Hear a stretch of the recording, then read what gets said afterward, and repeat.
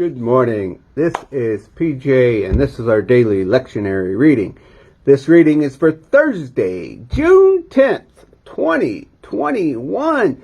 We've got our three readings. Our psalm reading, we switched over because we're on Thursday, is from Psalm 92, 1 through 4, and then 12 through 15.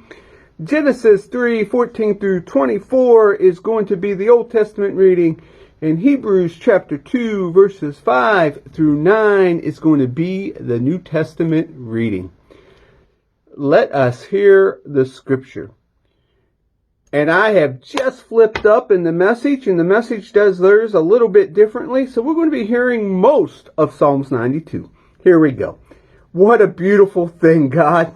Give thanks to sing an anthem to you, the high God. To announce your love each daybreak. Sing your faithful presence all through the night, accompanied by dulcimer and harp, the full-bodied music of strings. You made me so happy, God.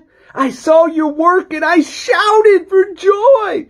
How magnificent your work, God. How profound your thoughts. Dullards never notice what you do. Fools never do get it. When the wicked popped up like weeds and all the evil men and women took over, you mowed them down, finished them off one and for all. You, God, are high and eternal. Look at your enemies, God. Look at your enemies, ruined, scattered to the wind. All those hirelings of evil. But you made me strong as a charging bison. You've honored me with a festival parade. The sight of my critics going down is still fresh. The rout of my malicious detractors, my ears are filled with the sound of promise. Good people will prosper like palm trees, grow tall like the Lebanon cedars, transplanted to God's courtyard.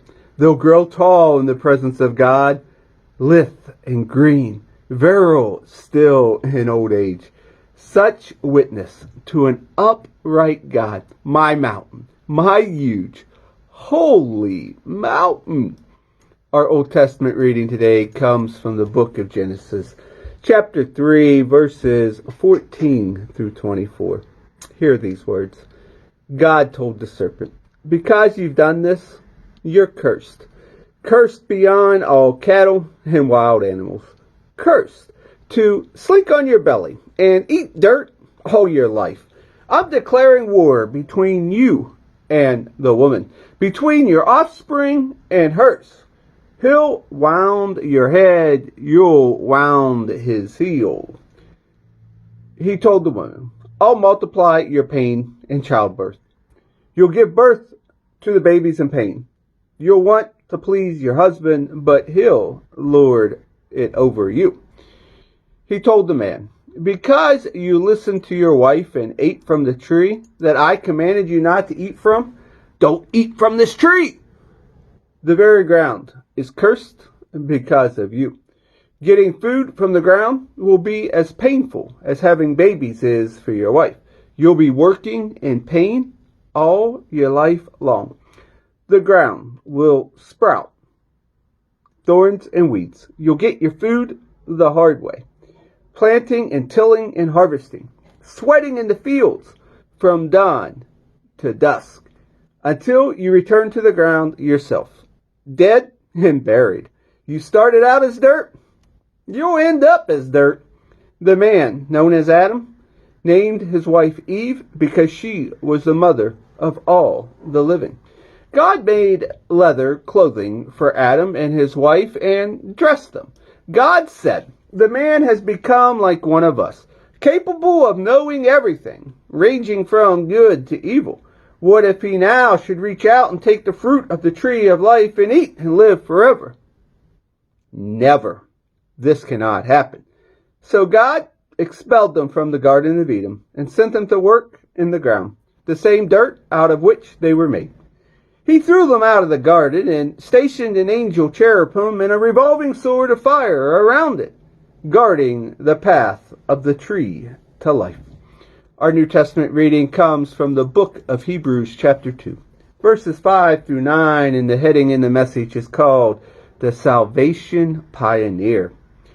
God didn't put angels in charge of this business of salvation that we're dealing with. It says in Scripture, "What is a man and woman that you bother with them? Why take a second look their way?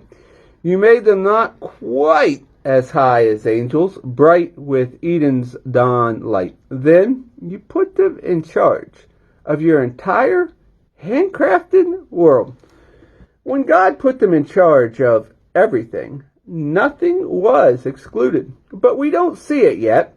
Don't see everything under human jurisdiction. What we do see is Jesus, made not quite as high as angels, and then, through the experience of death, crowned so much higher than any angel, with a glory bright with Eden's dawn light. In that death, by God's grace, he fully experienced death in every person's place. And here ends our readings for the day.